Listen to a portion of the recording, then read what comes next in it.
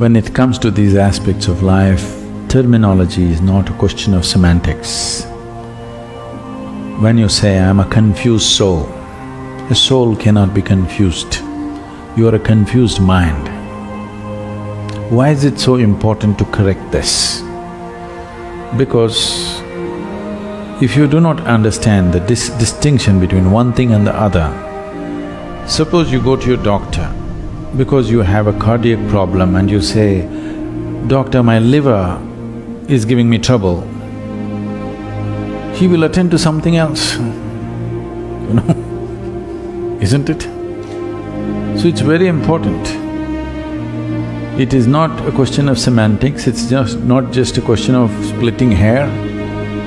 It's just like this.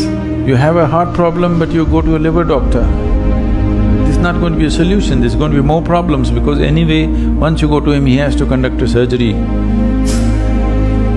upon your liver, whether you have liver problem or not. So it's very important, your soul cannot be confused. And first of all, do not talk about a soul because it's not come into your experience.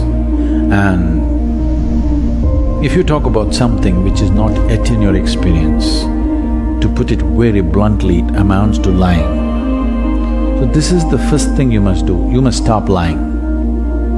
Do not talk about anything which is not yet a reality for you. It may be said in the Gita, it may be written in the Vedas, everybody may be talking about it, it doesn't matter. It's not true for you do not talk about it. You do not talk about soul, you do not talk about heaven, you do not talk about God because it is not yet a reality for you. If you do not talk about these things, a certain longing will appear within you which will lead you there. If you talk about it, you will satisfy yourself with gossip, the real thing will never happen to you. You will be fulfilled with gossip. Gossip is a very fulfilling thing, you know. Yes, lot of people avoid reality just by gossiping. Whole lot of people avoid reality just by watching a cinema. Cinema is somebody's gossip, isn't it? Somebody's story. I'm not against it, but I'm saying if you're using it to enhance your life, it's okay. If you're using it to avoid your life, it's a serious problem, isn't it? And a lot of people are using it to avoid life. If you want to put your hand into the milk, you would see that your hands are clean, isn't it? Because otherwise it'll go bad. This is just like that. If you want to put your hands into something, before that, a little bit of care. Otherwise, you will become a confused soul, which is impossible. But you think it's real. Confused mind, possible. Mind can only be confused. If somebody has a clear mind, he must be a fanatic. Do you understand?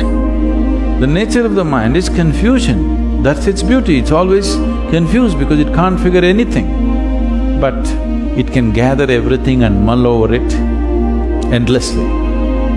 This is the nature of your logical mind. Mind is always going to be confused unless you are a single-track idiot or you are a fanatic. Otherwise, mind will be confused. A confused mind is good.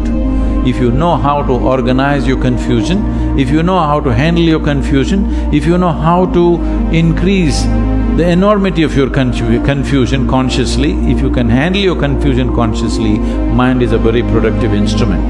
If you're looking for a mind which is not confused, you can go for a brain surgery. You can remove half of it, there'll be no confusion. Clear?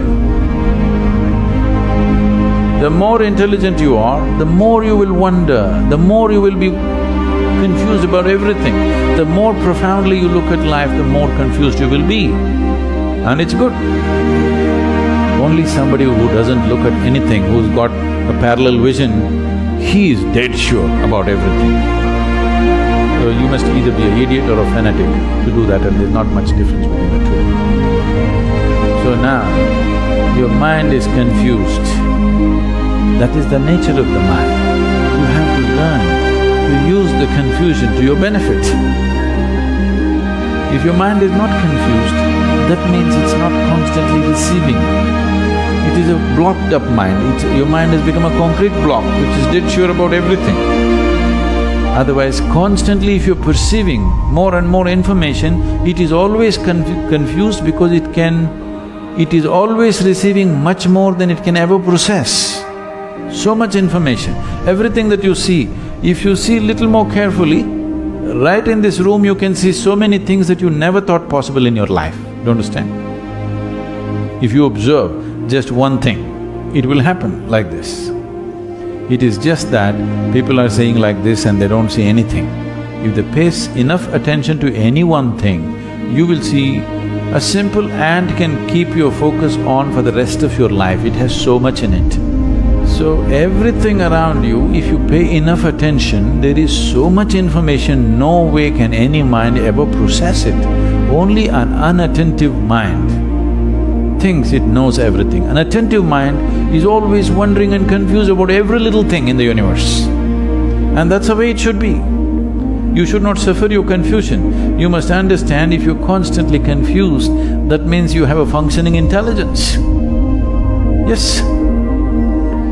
So, once you have separated your soul and your mind, a non-existent soul in your experience, the mind is receiving too many things from every direction all the time, endlessly, in wakefulness and sleep.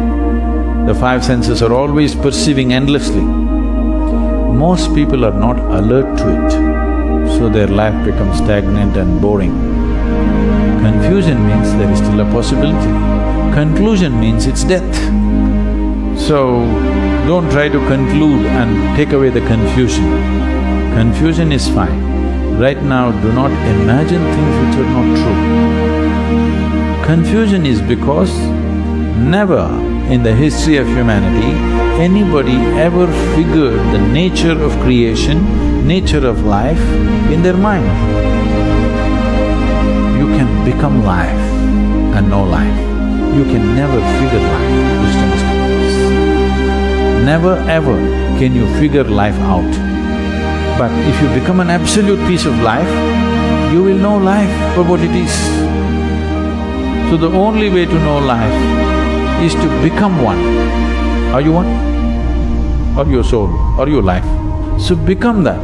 Right now you are not a life, you are a bundle of thoughts, emotions, ideas, opinions and prejudices. That is more dominant than the life in you, isn't it? Yes or no? Your thought and emotion is occupying more space than the aliveness that you are. So you are not experiencing yourself as a piece of life, you are experiencing yourself as a bundle of thought and emotion and whatever else. This is a wrong perception. Because you're alive, you may think, not because you think that you exist. Because you're alive, you may think if you wish.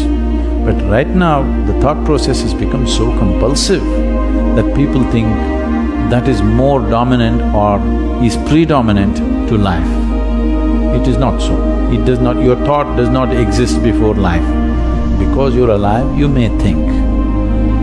Thoughts, if one's thought is so focused towards one thing in his life, nothing else seems to matter, such a person is free simply because of his thought. Not a confused thought process. That thought process will not protect you. But if one's thought is like this, that it is absolutely connected to one thing and one thing only, a focused thought, such a thought can give you a lot of protection and a lot of purpose and a lot of capability. That's a different thing. But right now you are not in that state, it's better to use a simple tool. And you don't have to worry that somebody is going to affect you. You need to understand this. If you protect yourself, you will also protect yourself from well-being. Understand? So the protection should be such that only what is not necessary for you is filtered. You need a filter, not a wall. Yes? If you build a wall around you, it'll protect you from life itself. A lot of people are doing this. They want to protect themselves from death and danger, but what they will succeed is they will protect themselves from life. Even life won't touch them. They're so safe. Don't become like that. Life should touch you. Even if life smothers you, it's better than remaining untouched by life.